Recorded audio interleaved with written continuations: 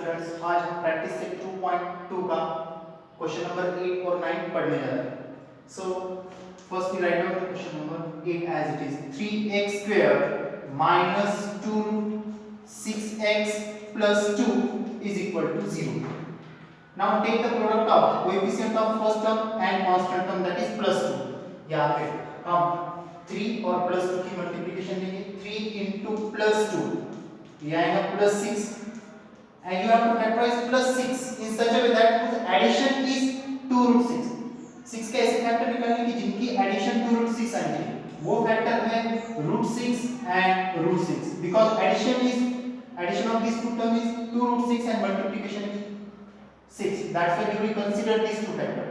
Middle term का sign first number को देंगे मींस माइनस, और इसको देते हुए इन दोनों की मल्टीप्लिकेशन करेंगे। Minus into plus minus means minus 2 root 6x can be split up as minus root x minus root x, and keep the first term and last term as, so that 3x square minus this term can be written as root 6x minus root 6x plus 2 is equal to 0. Now take the common factor. अब common factors लेते हुए यहाँ पे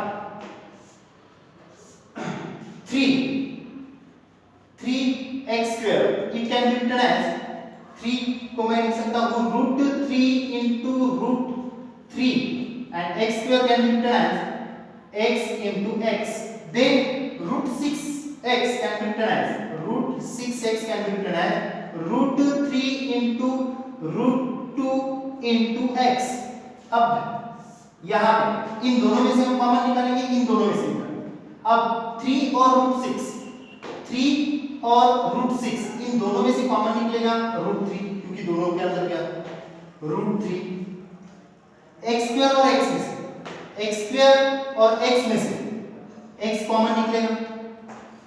अब bracket में क्या है 3x square में से अगर मैं root 3 और x को बाहर निकालूं तो ब्रैकेट में root 3x है, root 3x plus root 6x में से अगर हम root 3x बाहर निकालें, root 3 और x को बाहर निकालें तो ब्रैकेट में सिर्फ root 2 रहेगी। माइनस और प्लस में से हमेशा फर्स्ट साइन बाहर निकलता माइनस का। अब यहाँ पे root 6 can be written as root 6x can be written as root 3 into root 2 into x, and 2 can be written as 2 को हम लिख सकते हैं यहाँ पे root 2 into root 2। अब देखो इन दोनों में से कॉमन निकालना, ठीक है, रूट 6x और 2 में से कॉमन फैक्टर्स ये दो रूट 2, ठीक है, so that's why you will take root 2 common निकालना। 6 रूट 6x में से अगर मैं रूट 2 बाहर निकालूं तो ब्रैकेट में रूट 3x रहेगा, root 3x plus minus plus में से अगर माइनस का साइन बाहर निकाले तो माइनस 2 में से अगर मैं रूट 2 को बाहर निकालूं तो ब्रैकेट में सिर्फ रूट 2 रहते, रूट 2 is equal to 0, ठीक है, so that अब जो कॉमन ब्रैकेट है उसके लिए हम अंडरलाइन करेंगे रूट 3x प्लस रूट 2, और जो रिमेनिंग टर्म है दूसरे ब्रैकेट में underline means root 3x minus root 2 is equal to 0। अब दो ब्रैकेट का product is equal to 0 means either first bracket is equal to 0 और second bracket is equal to 0, that's why here we can write root 3x plus root 2 is equal to 0 or root 3x minus root 2 is equal to 0 so that यहाँ पे हम direct value निकालेंगे x is equal to plus root 2 becomes minus root 2 upon plus root 3 into में थे upon में चलेंगे upon root 2, here you get one solution, और उसी तरीके से यहाँ पे x is equal to minus root 2 become plus root 2 and root 3 into में upon में चले, so here you get another root, so here we can write minus root 2 by root 3 and 2 root 2 by root 3 are the roots of the equation। I hope आपको ये समझ में आया। अब हम बढ़ते नेक्स्ट क्वेश्चन की तरफ। Solution, write down the problem as it is 2m in bracket m minus 25 So that 2m into m means 2m square, 2m into minus 24 means minus 48m is equal to 50. Now transfer this 50 to the LHS. 2m square minus 48m plus 50 becomes minus 50 is equal to 0. So that अब यहाँ पे हम 2 और minus 15 की multiplication लेंगे.